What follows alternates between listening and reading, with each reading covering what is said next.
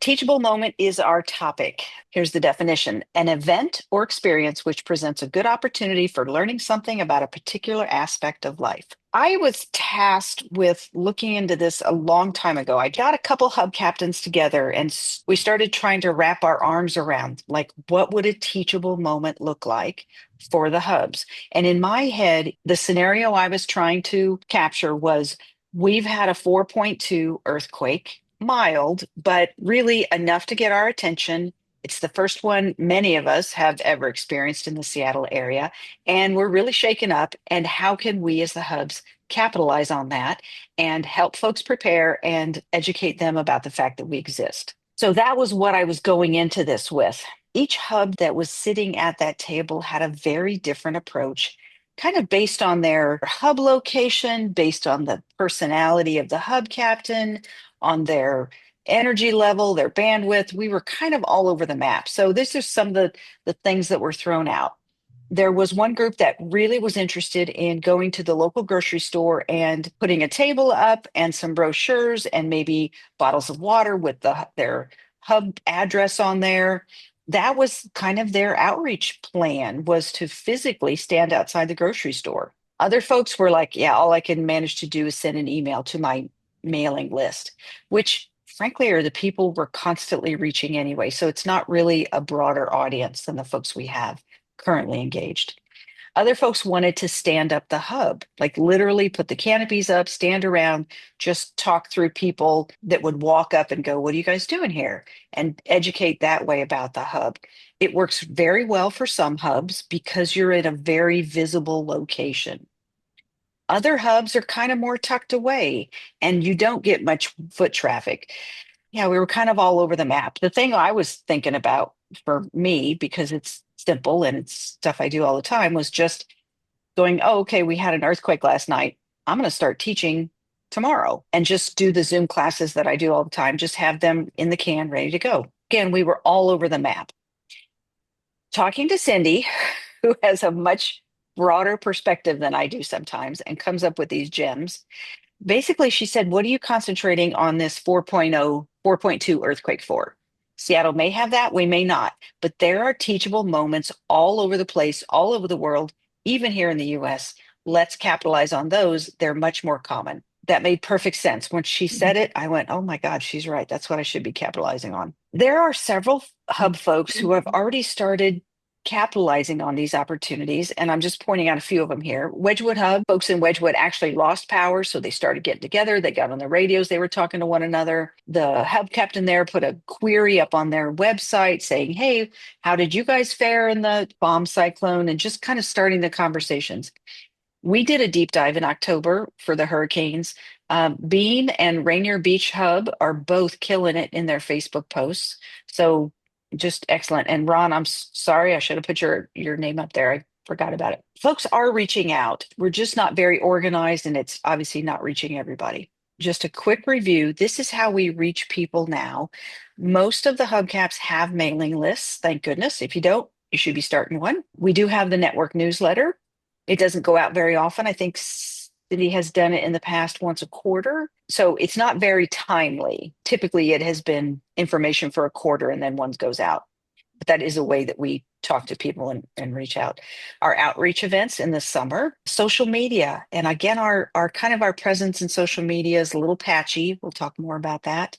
So I attended a conference, a webinar in December, and it was all on Facebook. This is Facebook's use for Americans. This is not worldwide, it's just Facebook since 2016. Facebook has plateaued, but it's up there. It's almost 70% of adults in the US get on Facebook. Doesn't say how much, it's just they do. So everybody has been saying for quite a long time now, Facebook is on its way out. It's old school, only old people use it. But it's really been very, very consistent for a very long time. Here's a lot of the other stuff that is new and fancy: Pinterest, Instagram, TikTok, Reddit, Twitter, all that kind of stuff. They just don't hold a candle to Facebook. And then YouTube is way up here, but that's a very different platform than what we need to do on Facebook. So Facebook, as old timey as it feels, is really the dominant social media platform out there. 68% of the adults are on it. This is another another study that was pointed out. And I just wanted to draw your attention to this. It's, I mean, granted, 58% of folks over 65 are on Facebook, but it's really kicking ass in the younger population. My guess is there's a lot of parents here that are posting pictures of their kids and sharing them with grandparents and aunts and uncles and that kind of stuff. But they're on it, and that's a sweet population right there, 30 to 50. It's really not insignificant in any of the ethnic groups that we want to catch. More popular with women. Yeah, women and college grads are more likely to use Facebook. I just want to go over quickly our Facebook presence. This is the stuff I know about easily. There may be many more of you on Facebook than I realize, but this is kind of where we are. Real quickly, a profile versus a page versus a public group. So a profile is like Anne. This is a person. A person is friended by other people. This is me. Anne Forrest has 130 friends in Facebook. A page is what a business or a nonprofit organization, that's their presence on Facebook, is a page. Seattle Emergency Hubs does have a Facebook page. It currently has 227 likes and just under 300 people following the Seattle Hubs page. And then public groups, there's two big ones, I think, and Cindy or anybody else on the call can definitely speak up and talk about this. There's two big ones in the hub world, and that is Beacon Emergency Action Network. That's in Beacon Hill, and that's Susan Sanders. And then Rainier Beach Ready is Ron Angeles down in Rainier Beach. The public groups are more like it's a place for folks to go and chat. It's folks with a shared interest. The examples I saw were like book clubs, family reunion, and you want everybody to talk before you get there. It is very much, the public groups are very much for soliciting comments and chatting kind of online. They have members. They don't have likes or friends. They have members. And between the two of them, they're pretty intense. They're doing better than our Facebook page. So 659 members. So that's kind of where we sit at the moment. What I learned in this webinar I went to on Facebook, or I'm guessing it's pretty much any kind of social media outlet, is these are the keys: variety and consistency. And I'll give you examples. So variety, they're saying pictures are great. I'll show you Rainier Beach and Bean in a little bit, and they really are very attractive. So pictures are great, videos are great, but just writing a post that's nothing but text is okay too. Again, you're just trying to switch it up. You're trying to keep the content fresh and moving. If you're sharing articles, I thought this was really important, and this is even beyond this conversation. If you're going to like an article or share an article on your own Facebook page or with your friend groups or whatever, saying why it's important is really key. The idea that you like an article or you share an article or you send an article or whatever is good. But if you're not putting your own stamp on it as to why this is important, it doesn't carry as much weight. All you're doing is shuffling electrons around on the internet. If you're going to share an article, tell the person you're sending it to why you think it's important. The other big thing was consistency. This was a takeaway on this. Posting 3 times a week of your B material, B or B plus. It's good. It's not stellar, but it's good. That is much better than posting once a week with a drop dead, really well written article. So it really is about consistency, keeping it fresh, keeping it going. Spending a lot of time and energy on one article isn't as good as spreading out your efforts and posting several things. I'm going to stop sharing for just a second because I might have lost you. My hope is that we can come out of here with some kind of strategy to post a variety of material consistently to build up our audience so that when we do have a teachable moment, we have an audience that will listen. Right now, we don't have a way to reach out to folks that aren't already engaged with us. Our audience is not growing. And if we rely on the newsletter or email addresses, we're just going to keep reaching the same people. And if we had a big teachable moment, like a 4.2 earthquake here, we don't have a way to get our message out other than we're standing in the park and educating that way, standing outside of grocery stores and trying to reach people that way, which is really difficult. It takes a lot of effort. So my thought for the group here is, can we be better on social media? And obviously I'm pushing for Facebook. I think there's good rationale behind that. Can we be better at that, build up our audience so that when we do have a teachable moment, we have a larger audience than we can capture right now?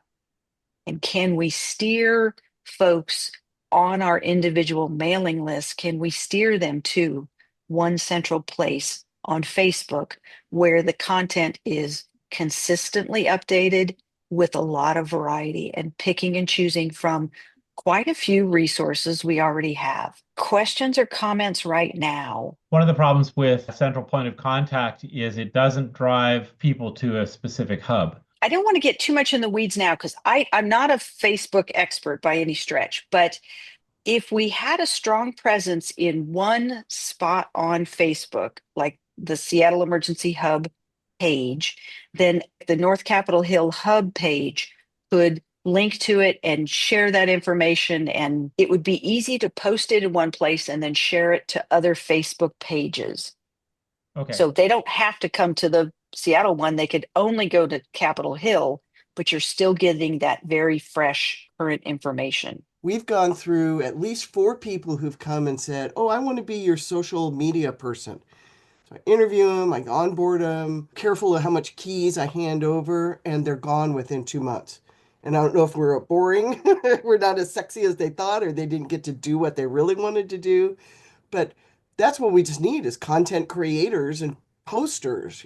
Thanks, Cindy. Go ahead, Nancy. To me, being a Facebook person, it makes more sense to be on a public group because you start gathering kind of all these similar interest people and the conversation builds from there. So my vote would be to move to the other platform. I'm glad to hear you have experience, Nancy. You probably shouldn't have raised your hand because I'm reaching out to you now. I don't have the answers for this. I'm just kind of starting the conversation. Go ahead, Dave. And did your work touch on the Nextdoor platform, which can be very, very hyper local? Yeah, the webinar I attended was not. It was not a Okay, Nextdoor thing. It was all right. Facebook compared to the other social media outlets. So for a go-to place for me, because I have two neighborhoods, is Nextdoor, and you basically identify the neighborhood, and I mean it's a neighborhood, which would be ideal to at least find other people who, how will I want to put this diplomatically, have more time on their hands. And it might be just a good place to get then focused so that when there is an event, it's then an opportunity to start posting and soliciting comments so that anybody that's not familiar with Nextdoor, it's, I don't know, nextdoor.com. And then you register and you tell them where you are and look for your neighborhood. I would invite hubsters to look at Nextdoor, and there might be just a whole network there waiting for you. Thanks, Dave. And let me comment on Nextdoor real quick. What I'm proposing is whoever is willing, we post in one place, and then all of the Nextdoor groups can go to that one place and steal that information and post it on their own, either put it on their own Facebook page, which is easy if you're all in Facebook because you just kind of share the information, or steal it off of Facebook and throw it on Nextdoor. We can't post in Nextdoor to all of the neighborhoods. The only place you can post is where you live. So from a network standpoint, Nextdoor doesn't work. But you're right, it's a very good place to share information with your neighbors. It's similar to what we do during the drills. We write the PR piece for the hub captains. We say, here, this one's written that you can just cut and paste into Nextdoor. Homer Harris has a Facebook page. I pretty much steal everything from Bean and Rainier Beach. Email is the one reliable thing to this day. Maybe what folks periodically put on their Facebook page or Nextdoor or whatever is make sure you're on our email list as a way to build your email list. Thanks, Yeah. Catherine. You can actually associate as many a whole bunch of groups with a specific page if you wish. So we could actually have a group associated with our emergency hubs page. I'm the webmaster for the Clan Henny Society, which is Scottish Historical Society. We have a page with 1,800 followers, but we also have a group with like 3,700 followers. And yeah, that's people talk on groups and they just get official Right. information on the page. But you can have both, and then just Yeah. make sure you cross link to them. That's it. That's all I had to say. Yeah. That we have quite a bit of stuff already. Hosting some of our deep dives, which are really not inappropriate for the community. I would not expect putting a video that's an hour plus long on social media, on Facebook, and having anybody read it. But if you wanted to scan through the deep dive, pull out 5 things that were of interest, and go, this is what I learned from this topic, that would be a way to post some fresh information. Pictures from past drills. We've got photos scattered in the hub drive. Prep steps. This was a project started with a couple of you online right now, every month having a topic that we push out. So there's 13 of those in the hub drive ready to go. One of them sign up for Alert Seattle. The other one's make sure you have power outage lights. Really small snippets of information. Don't overwhelm anybody with a big to-do list. Those are sitting in the hub drive. We could easily take the classes that I teach that are those classes are 20 minutes long. And if you cut it in half and only do one topic, that's 10 minutes. Throw that up on a Facebook page and go, here, watch this video. And if you don't have time to watch it, here's the homework from that class. Prepare in a Year. That's a program that King County, I think, put together. Easy to steal information from there, little snippets of preparedness information. I just learned about this today. The hubs in the Central District are getting together to kind of coordinate their drills as a sector. Let's not step on each other's toes. Let's support one another. Posting something that says, hey, the central hubs are gathering and they're making really smart decisions together. It's like a 4 sentence thing, but timely and shows that we're active and smart. There are 21 websites or mobile apps that you could easily post 1 or 2 a month, just saying, hey, did you know that the Red Cross has a pet first aid smartphone app that's available even if the internet's down? Here's the QR code. Download it to your phone now. Quick, easy. Oh my God, I love that. I didn't know that was available. People download it and then they're not hesitant to come back for more information. Those are really easy to post up there. I didn't spend any time at all thinking about this, but you could easily parlay this into something a little bit more interesting and fun and feature a hub of the month or snapshots of my shake alerts. And I got that idea from the Bean website. I've seen Susan take snapshots of, hey, there was a 3.2 earthquake out in Fall River, and she'll throw that on her public group. That intersects back with your teachable moment because we're all attuned to, oh my God, there was an earthquake, or we watch the news and those things catch our eyes.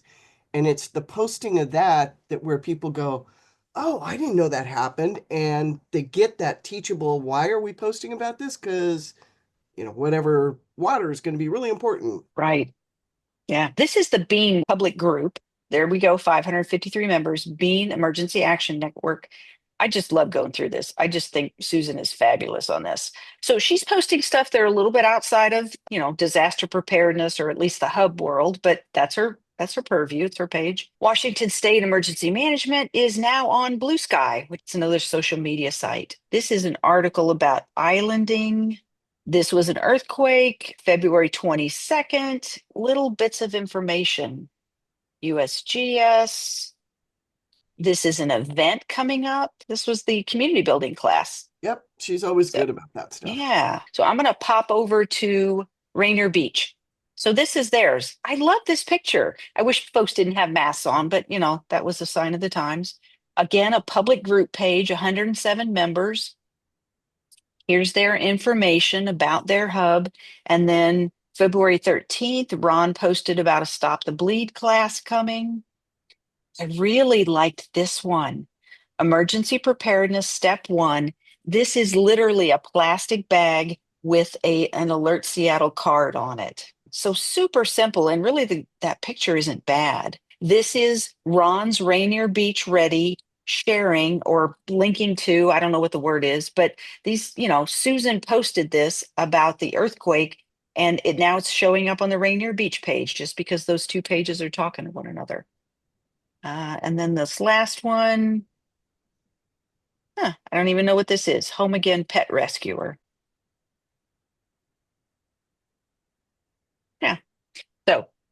am done, Sharon. That's all I have prepared about teachable moments. Just kind of the evolution of where we were, why I got stymied. I think it's worth tackling. If anybody's interested in working on this with me and maybe exploring Facebook and how it works a little bit better, so we can do a little bit better educated presentation to the group about this is how pages and groups talk to one another, then I would love to hear from somebody, and I'm happy to work with anyone. I will send out a survey and ask folks if anybody wants to work on this with me. I can start posting on the Seattle Emergency Hub webpage, but I don't want to be yelling into the wind. I want it to get picked up from there and posted to the other hubs that have a Facebook presence. Go ahead, Cindy. The blog section of our webpage, we do get a lot of people who Google and get to our webpage. So there's no reason not to post the same thing there that we might post on Facebook for a while as we spool up content, right? Okay. This is Gabrielle. It might also be able to interesting to think about, like if hubs might have pages, but then say in Northeast Seattle, we also had a public group that was all of Northeast Seattle or something like that, so that everybody wasn't trying to take on maybe both of those or one that they didn't want to do. And again, I'm not good at that either, but I really appreciate your sharing all this. It was really helpful. Gabrielle, that is a fabulous idea. One public group for the sector so that all of you don't have to do your own public groups. I think that makes a lot of sense. There's no reason for everybody to do this. Yeah, because running the page is a little, for me, I have another page I work on sometimes, and I think that would be a little easier, but then I would know I could connect to any of these different public groups. So kind of what I'm hearing is that on a public group, somebody has to act as the moderator, sort of. Multiple people permissions to do that, but they probably should all be sort of children of the Seattle Emergency Web's page. They keep changing the interface, so I'm not quite sure how to set that up now these days. Yeah, we'll figure it out, and then 6 months from now it'll change. But because I looked at page and I looked at public group for us at the network level, I'm not talking about the individual hubs, but for us at the network level, to me it made more sense to do a page. A public group is just a lot more chatter, and that's not what I'm not interested in moderating lots of discussions. Just putting some information out there, and if something's wrong or somebody wants to like it or whatever, that's great. One problem that we have right now is that if you're looking for disaster preparedness, Seattle emergency hubs might not be your first choice of search terms. I don't know exactly how to fix that, but we need somehow to rank higher in people's searches. But we're not about preparedness. Yes, we are. Well, that is one of our missions. We discussed Well, that. no, I know that, but I mean, not as I'm looking for tips on preparedness. We shouldn't be the first stopping place. I would think that would be Washington State or, some of the Right. places whose business is that. Why But yeah, we're shouldn't definitely an why shouldn't adjunct. we be the first place they look if it will drive traffic towards us? Because so We're many not other the experts people are in that. already doing it and doing it better. Right. Other people have already done it and done it better.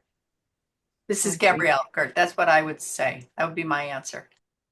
Go ahead, Linda. So when we did our audit of our materials, the other thing I was doing is I was going out and looking to see what all the other agencies are doing and trying to figure out where the best things were. And of course, we've got stuff from the city, we've got stuff from the county, we've got stuff from the state of Washington, and we have things from FEMA.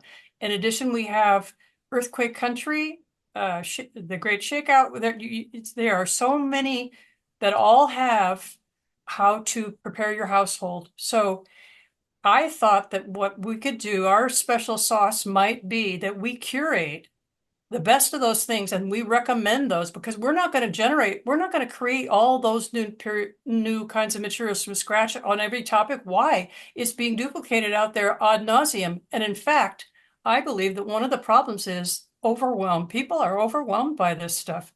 They don't know where to choose or, which one to choose. And so I think what we should do is focus on curating the best stuff, and where we see gaps, we create something for the gap. That would be my I recommendation. totally agree with that. When I'm looking around, I'll find something, a piece of preparedness information that makes a lot of sense to me. And so, like what you guys were saying with curating, I would put a couple sentences and go, look what I found on Earthquake Country Alliance. This made a lot of sense to me. Really good pictures on how to secure my bookcase or whatever, and then link the video to it. It's really good information, and we're kind of putting our stamp of approval on it because, as just general public people, it made a lot of sense. It filled a need we had. I think that information is out there, but it's scattered in a lot of different places, and you can't get everything in one space. But I like that idea of us curating and putting our own little stamp on it, saying this made sense to me. Please let me know if you're interested in this. I am going to need some help navigating how does Facebook, how do Facebook pages talk to one another? And then I will probably create a schedule and see if people won't sign up to do 4 Mondays in a row or something like that. I don't know if in Facebook can you schedule things to post Monday, Tuesday, Wednesday, Monday, Tuesday, I'm not Wednesday. sure I if you don't can by know. default. I mean, there are tools out there. I would suggest looking into them. I mean, for this effort in general, because you can schedule things to go out at certain times, but you can also link multiple social media accounts. So if you have, like you said, Blue Sky, Facebook, Twitter, Mastodon, Threads, you can connect all of those together, make one post, and send it out to all of them at the same time. So you don't have to duplicate all that effort, and you can schedule things to go out for, X number of days. Okay. And then remember that the reason we're talking about this right now is that teachable moment thing. So we're trying to build an audience of people that care about what we have to say so that when something happens, we can Yeah. quickly reach out with some really pertinent information and make a difference in their lives and hopefully encourage them to pass it to their neighbors. Yeah, that's what we're talking about is how to maximize our reach without making everybody do this. Do you want to have like messages go out when something happens, like an earthquake? That as well as scheduled posts. That's my thinking. You have to generate consistency in order for people, in order for it to appear on their feed and for them to be interested in what you have to say. You have to be a consistent presence. You can't post once after an earthquake and have anybody find you. They're going to be looking in other places. So we'll build up the consistency. Then, when there is a true teachable moment of a 4.2 earthquake in Duval, then we already have our audience and we can capitalize on that and just keep pushing the message out. So I'm going to send out a survey, see who wants to work on this with me. Because, like I said, I don't understand how this works. But once we understand it, then we can build smartly and maybe put a schedule together of who would be willing to post, or create posts for 4 Mondays in a row and who would like to do 4 Thursdays in a row or something like Kurt's got that. his hand up. Yeah, go ahead, Kurt. I just wanted to say North Capitol Hill had a teachable moment this week that we weren't set up to capitalize on. We had a big power failure as a result of the wind. A lot of North Capitol Hill residents were out for 12 hours or more. And that would have been a perfect time to say, what would you do if if your power is out for 24 hours, everything in your refrigerator would rot. If it was out for 48 hours, your freezer would rot. What would you do if it was out for 2 weeks? Right. So, Yeah, so there are teachable moments in any component of a disaster. What would you do if you didn't have potable water exactly. and, Or and so on? even a storm's coming. Have you thought about all these kinds of things? Get ready. We are surrounded by teachable moments much more than we realize. Okay, anybody else? So I'm going to send out a survey and somebody needs to work with me on this. I cannot research this Facebook interconnectivity kind of thing. I'll send out a survey. We'll see who responds and we'll get together and kind of hash this out and make a smart plan. I'm going to turn it over to Cindy. She's got some information about a first aid class, and then we'll do a short little around the room. Anybody have any comments or any events coming up? Go ahead, Cindy. Thank you. A couple months ago, I gave a teaser where the Church of Scientology hub The two co-hub captains were going to go get trained to be teachers of first aid, AED, and CPR. CPR. Yep, there we go. And so they finally got their certification. They're going to offer a class coming up in March. And so I'm going to talk you through just parts of it. It is the Health and Safety Institute is the organization that they're going through. They're the ones who do the training for King County Sheriff's Department, stuff like that. It is a blended approach. So you do a lot of your knowledge base online ahead of the class, and then when you come to the class, it's much more the hands-on part of the class. So the class will actually be on March 23rd, which I think is Sunday. Yep. Sunday. Sunday, March 23rd in the morning. They're still working with the room to figure out what the hours are, but it'll probably finish before noon. You'll need to sign up for this. They have 10 slots for hub captains. And there's typically a small cost, but because they want to support the hubs, they're going to absorb all the costs.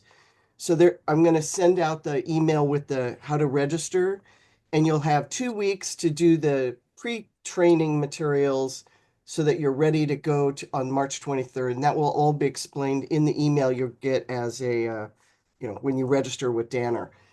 The Church of Scientology is kind of nicely centrally located at Lower Queen Anne Hill.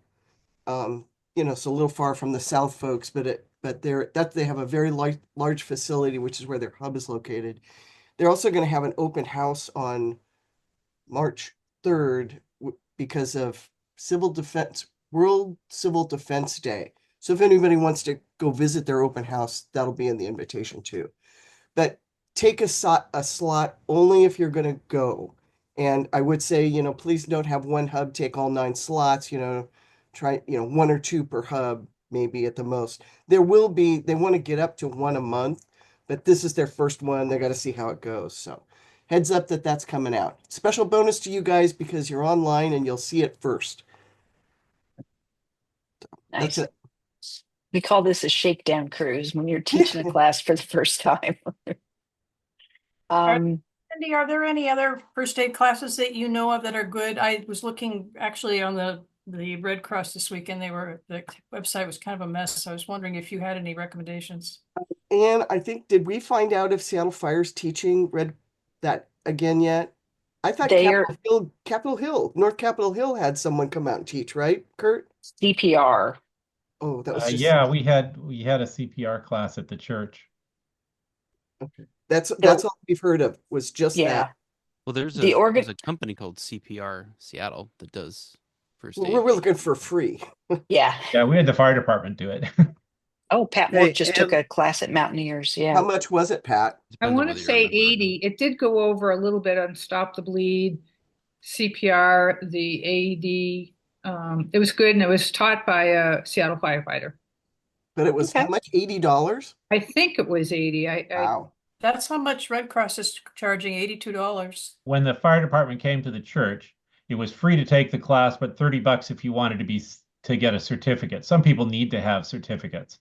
And the fire department doesn't normally come out to places, but we were able to guarantee them enough people that they were willing to come. And so that's a way to get them to come out to your favorite venue. Thing about the Mountaineers is they also offer wilderness first aid and wilderness first responder classes, which could be useful depending on exactly what goes down. You guys to raise your hand if you have something going on in your individual hub you'd like to let us know about. We have an interesting little project that we're working with the Merchants Association here, the fledgling Merchants Association. That is putting together a map of just the local neighborhood showing where the hub is. It's kind of like those fire exit maps. It says, in case of fire, go here. And it just basically says, you are here, your hub is here. They're trying to keep it as simple as possible. And Frank, what's your who's your audience? Who are you going to give those to? We're going to give them to the merchants along Madison. So like Cafe Flora has it. Who else has it? Camp Jay's is going to get a copy. But the restaurants along Madison and other businesses. That is genius. Yeah. Because if they post it, it'll be up there for a minute. Yeah, and it's probably something that the staff might see more often. It'll be there like, but as long as it's they're aware when they hear hub, wait a minute, I think we have something about that up on the employee handbook board or whatever. So it keeps reminding people of the idea. Thank you for sharing. So, Frank, are you doing that just for the businesses, or are you doing that for everybody in the neighborhood? Well, that's a very good question, Jeff. We could probably expand it. Right now, it's just the businesses, but we also are putting them up in some prominent locations, a couple of community message boards that are going to get them up there. But we could also distribute to people in the neighborhood too. Have you thought about distributing to the schools in the neighborhood? We don't have any schools in the neighborhood. Oh, okay. Helen Bush School, the Well, Bush yeah, School. they're their own thing. We're trying to work with them, but they sometimes don't answer our phone calls. I see. They have their own self-contained emergency preparedness procedure. We're trying to coordinate with them, but that's been a little harder than expected. Frank, I like your idea of you are here, but when people go frequently to these different places or from other parts of the neighborhood, it might be nice to do it as a sector with all of the hubs involved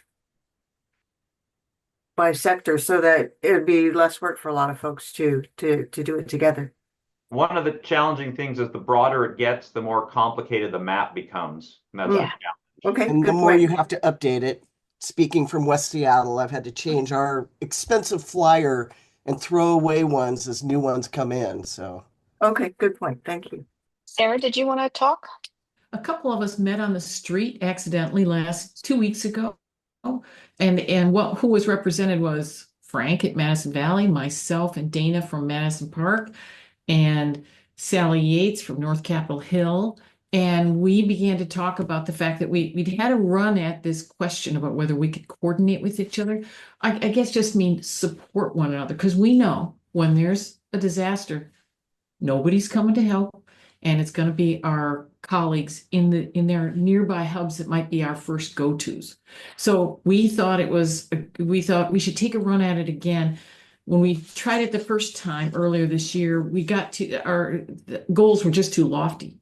We're just really clear. We want to just get together.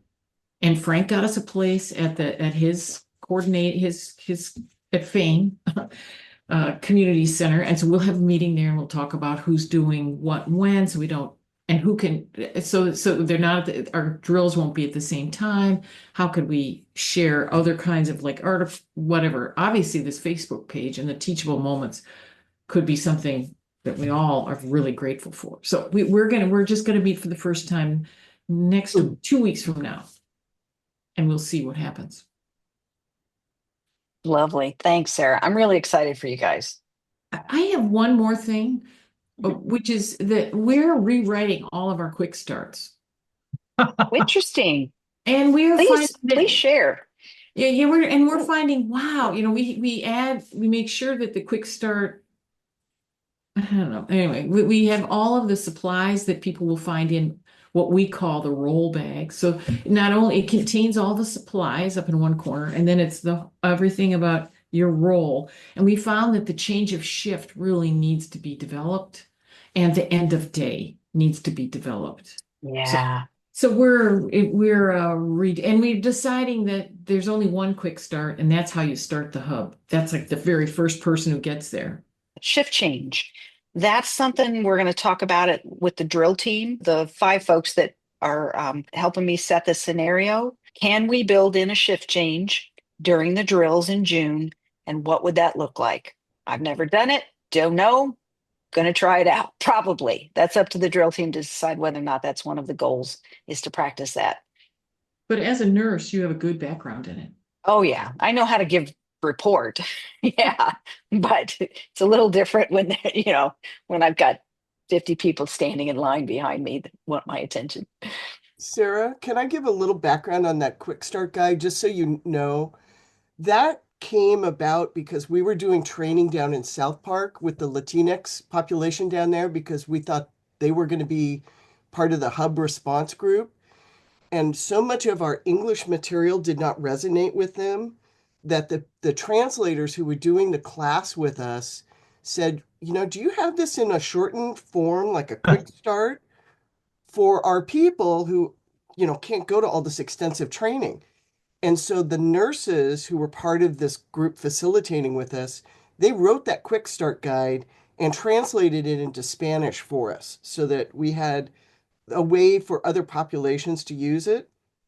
So when you look at remodifying it, keep track of it. Are you making major changes and we're going to have to go get that thing retranslated, or are you doing minor changes and We're not changing anything.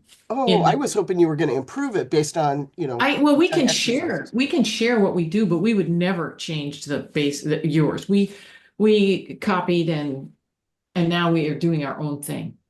Well, We have since before that's how we always get better is iterations, right? So yes. if you find really big gaps in it, we definitely want to get it updated. I just wanted to flag you to let me know so you need to retranslate it.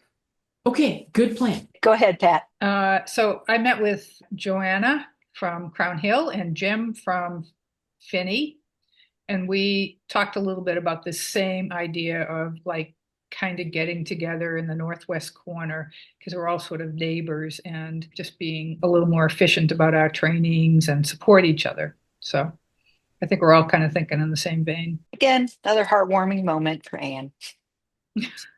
Go ahead, Kurt. I just want to say North Capitol Hill has extensively upgraded the greeter guide to try and improve the flow of traffic through the hub. We anticipate that hubs might be very busy.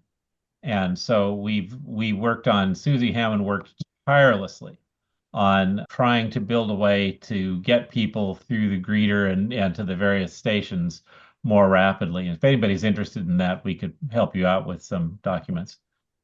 Kurt, are you guys going to trial that system? We tried it out at somebody else's hubs meeting drill last year, partially. We tried out a modification of the information station, and I think I'm not quite sure what the status of that is. I think Susie and I went over it a couple of times. I'm not sure that the whole hub has done, but we'll be doing that later in the year as we get ready for our drill. Okay, great. That's kind of what I wanted to hear, was that you guys were thinking about a drill. Oh yeah. And then can really give that thing a hard test and we'll see how it does. You betcha. Cool. Okay. Excellent. Good stuff. I'm excited about this drill season. We're going to be out in the field soon. I will send out the recording. I owe you guys a survey. I think that's kind of it. See you in March for the Hubcap meeting.